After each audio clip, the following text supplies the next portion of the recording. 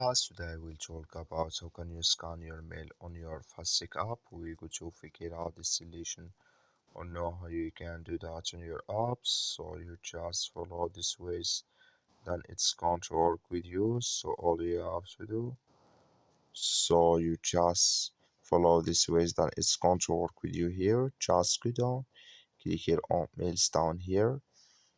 Sorry, you click here on mails, then you come to next step here. And here you select any emails you want to scan, like breakfast here. Just click in this sign, then you click here on scan your mail here. So and here can you scan a barcode here. Just click here on scan your mail, and you click on using will the app, then automatically it's going to take you to scan your mail on your Faststick app. So that's all you have to do. That's all. Thank you for watching. Don't forget to support us by liking, subscribe.